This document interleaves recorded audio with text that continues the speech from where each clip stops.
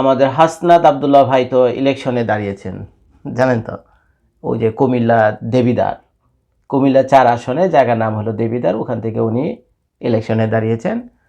আর আজকে সকালে যখন আপনার ভিডিওটা দেখছেন, তো গতকালই আপনাদের এখানে গতকাল বা আমাদের যে এই জাতীয় নাগরিক পার্টি রয়েছে, যে এনসিপি দল থেকে আমরা তো হাসনাত আব্দুল্লাহ ভাইকে চিনি এনসিপি দলের মাধ্যমে। তো সেই এনসিপি দলটা তো জামায়াত ইসলামীর সাথে মার্জ হয়ে গেছে, মানে মিলে গেছে। এখন এনসিপির যে 30 জন নেতাকর্মী এই কামিং ইলেকশনে পার্টিসিপেট করবেন, তারা সবাই জামায়াতের প্রার্থী হয়ে, অর্থাৎ জামায়াতের যে দাঁড়িপাল্লা প্রতীকটা রয়েছে সেটা নিয়ে তারা প্রার্থী হবেন। তো এই 30 জনের ভিতরে একজন হলেন আমাদের হাসনাত আব্দুল্লাহ ভাই, এবং তাকে যে আসনটা দেওয়া হয়েছে সেটা হলো কুমিল্লার 4 আসন, যেটা উপজেলার নাম সম্ভবত দেবিদ্বার হবে।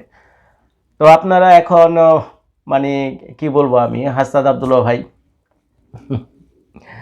ওনার অনেক হেটার্স আছে, ওনার অনেক ফ্যান ফলোয়ার আছে, দোষ গুণ নিয়েই মানুষ। এখন এনসিপি দলটা নিয়ে আমি কমসে কম 50টা থেকে 100টা ভিডিও করছি, তাদের বদনাম করে, ভালো কিছু আমি বলিনি।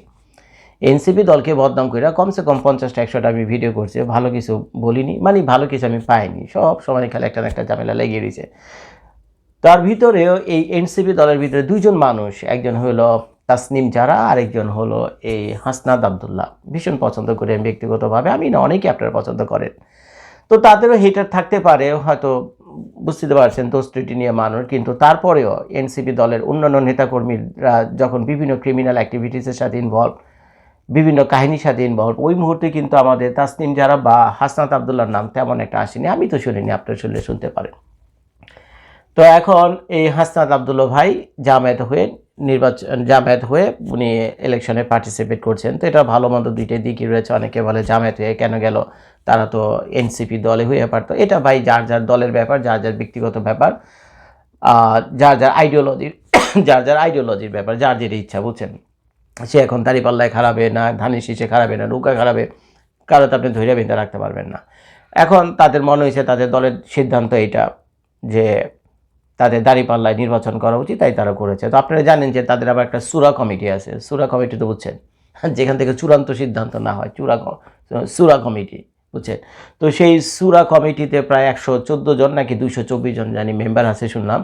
তো সেই 224 জন 124 জনের ভিতর থেকে ওই মানে ভোটাভুটি হয়েছে যে কারা কারা জামায়াতের সাথে মার্জ হয়ে নির্বাচন করতে চান, আর যারা যারা জামায়াত ছাড়াই, কারা কারা জামায়াত ছাড়াই শুধুমাত্র এনসিপির প্রতীকে নির্বাচন করতে চান। তো শুনলাম সেখানে ভোটাভুটি বেশি পড়ছে হলো জামায়াতের পক্ষ হয়ে। তো যার ফলে তারা এখন সিদ্ধান্ত নিয়েছে জামায়াতের পক্ষ হয়ে নির্বাচন করবে।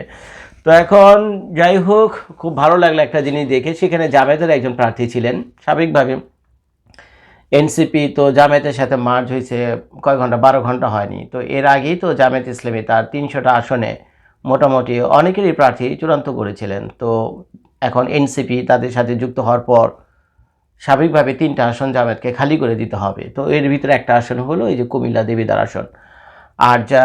আর যে বাকি আসনগুলো আছে, তো সেখান থেকেও ভাগাভাগি হবে। ইসলামী মজলিস নাকি যেন একটা, ওই যে চরমনাই সাহেবের যে দলটা রয়েছে, সেই দলের সাথে নেগোশিয়েট হয়েছে। সেখানে মানে 35-40টার মতো আসন ভাগাভাগি করবে জামায়াত ইসলাম। তো এখন দেখেন, আমি নিউজটা আমি আপনাদেরকে পড়ে শোনাই। কুমিল্লা উত্তর জেলা জামায়াত ইসলামী সেক্রেটারি ও কুমিল্লা 4 দেবিদ্বার আসনের সংসদ সদস্য প্রার্থী সাইফুল ইসলাম শহীদ নির্বাচন থেকে সরিয়ে দাঁড়িয়েছেন। এখন একই আসনে জামায়াত থেকে তার 2 জন কম্পিটিশন করতে পারবেন। এটা তো হয় না, কারণ দলের একটা শৃঙ্খলা আছে। এই জিনিসটা জামায়াতের আবার খুব ভালো লাগে, যে জামায়াতের যে কেন্দ্রীয় কমান্ড আছে, কেন্দ্রীয় কমান্ডের প্রতি এই দলের যে নেতাকর্মীরা রয়েছে, লোকাল যে নেতাকর্মীরা রয়েছে, তারা কিন্তু যথেষ্ট রেসপেক্ট করে। তো এই ক্ষেত্রে দেখেন, এই যে আমাদের যে সাইফুল ইসলাম শহীদ ভাই আছেন, যে কিনা কুমিল্লা 4 দেবিদ্বার আসন থেকে তার ইলেকশন করার কথা, যখনই সে শুনছে সেই আসনে এখন হাসনাত আব্দুল্লাহকে দিয়েছে, সে কিন্তু কোনো হট্টগোল করেনি, চিল্লাচিল্লি করেনি, ভাঙচুর করেনি। সে চুপচাপ সরে গেছে এবং থ্যাংক ইউ দিয়েছে হাসনাত আব্দুল্লাহকে। এটা আমার কাছে খুব অবাক লাগলো। আর অন্যদিকে দেখবেন আপনারা, বিএনপি যে দলটা আছে, তো যেখানে বিএনপিও তো বিভিন্ন ব্যক্তির সাথে তাদের ওই যে করছে, তাদের যে আছে নমিনেশন ভাগাভাগি করছে, সেখানে নমিনেশন ভাগ হয়েছে। এর ভিতরে একটা হলো রাশেদ খান। তো সেটা দেখলাম রাশেদ খান কোন জায়গায় জানো, সিলেটের কোন জায়গায় জানো, নাকি ভুল হতে পারে, আপনারা একটু কমেন্ট করে জানেন তো রাশেদ খান কোন জায়গা থেকে ইলেকশন করছে। তো সেখানে এক্সিস্টিং যে ক্যান্ডিডেট ছিলেন, বিএনপির ক্যান্ডিডেট ছিলেন, দেখলাম তো সেখানে মারাও জ্বালাও পোড়াও শুরু হয়ে গেছে। রাশেদ খান তো ঢুকতেই পারতেছে না সেখানে, সে বেচারা ক্যাম্পেইন করবে কি ওখানে গিয়ে? সেখানে গিয়ে ক্যাম্পেইন করবে কি আমাদের রাশেদ ভাইয়া, ওই যে নুরুল হক নুরুল দরের রাশেদ ভাইয়া, তো সেখানে তো তারা ঢুকতেই পারতেছে না, বিরাট ক্যাচাল এখানে জ্বালাও পোড়া শুরু হয়ে গেছে। কিন্তু এই ক্ষেত্রে বিরাট একটা শৃঙ্খলা দেখলাম আমি, বুঝছেন, যে এইমাত্র জামায়াত ইসলামী যে কেন্দ্রীয় কমিটি থেকে যখন বলা হয়েছে যে না এখানে হাসনাত আবদুল্লাহ যাবে, বা হাসনাত আবদুল্লাহ উনি সুন্দর, শহীদ ভাই ওখান থেকে সরে গেছে। তো তারপর লিখেছে কেন্দ্রের সিদ্ধান্ত মেনে ওই আসনে নিজের প্রার্থিতা প্রত্যাহার করে জাতীয় নাগরিক পার্টি এনসিপির দক্ষিণাঞ্চল মুখ্য সংগঠন হাসনাত আবদুল্লাহর সমর্থন দেন তিনি। রোববার রাতে প্রার্থিতা প্রত্যাহার বিষয়টি জানিয়ে নিজের ভেরিফাইড ফেসবুক আইডিতে একটি পোস্ট দিয়েছেন তিনি।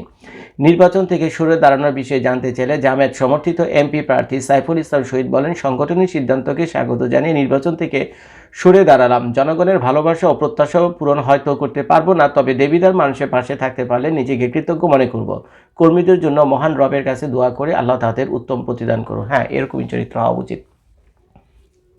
কি বুঝলেন? এটাই চরিত্র হওয়া উচিত, ঝগড়াঝাটি না করে, বুঝছেন, হিংসা বিদ্বেষ না রেখে, মনের ভিতরে হিংসা না রেখে, প্রতিহিংসা প্রতিশোধ এগুলো না রেখে সুন্দর দল থেকে একটা সিদ্ধান্ত দিছে যে এখানে হাসনাত আবদুল্লাহ আসবে, বা শহীদ ভাইয়া সেটা সুন্দর মতো মেনে নিয়েছে। এখন কি চমৎকার এখানে ইলেকশন হবে। আর বর্তমানে যে বিএনপির কথা বললাম না, যেভাবে মারপিট শুরু হয়েছে, নিজেদের ভিতরে কলহ, আল্লাহ জানে বিএনপি এটাকে কীভাবে কি কন্ট্রোল করবে।